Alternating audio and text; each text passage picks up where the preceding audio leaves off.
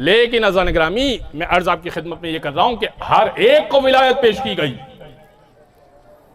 अच्छा, मैं एक और मिसाल दे देता हूं। नमाज मैयत होती है ना, नमाज मैयत में एक जुमला है, सबने सुना है, अल्लाहुम्मा ला नअलमु मिन्हु इल्ला खैरा। ऐ परवरदिगार, मैं इस मैयत से तो कुछ भी नहीं जानता मगर ये कि खैर ही खैर जानता हूं। अच्छा, हमें मालूम है हमारा दोस्त था, क्या चीज था,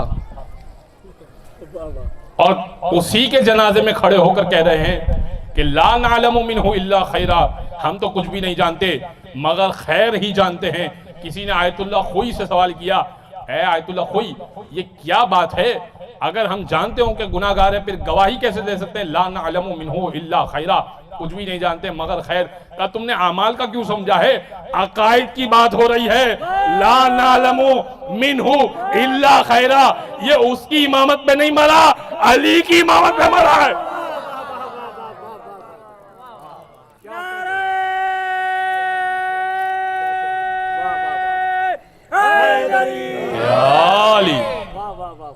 अच्छा, ये भी अजीब बात है,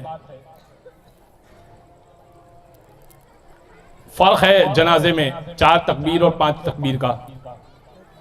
इसी जुमले का तो फर्क है, इसी जुमले का तो फर्क है। ये दुआइया जुमला मोमिन के जनाजे में है, बकिया के जनाजे में नहीं है।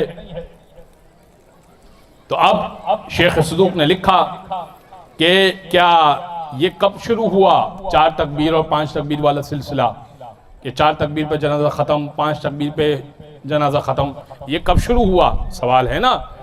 तो कहा शेख सदूक ने, उन्होंने लिखा कि भाई ये मामला तो रसूल अल्लाह के दौर में था कि रसूल अल्लाह के सामने जब जनाजा लाया जाता था तो रसूल ये नहीं कहा करते थे कि ये फुला के दीन पर मरा है और ये अली के दीन पर मरा है।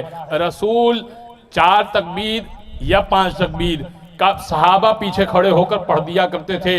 अगर 4 पे रुक जाते थे समझ जाते थे कि कोई और है, 5 पढ़ते थे समझ जाते थे कि अली वाला है।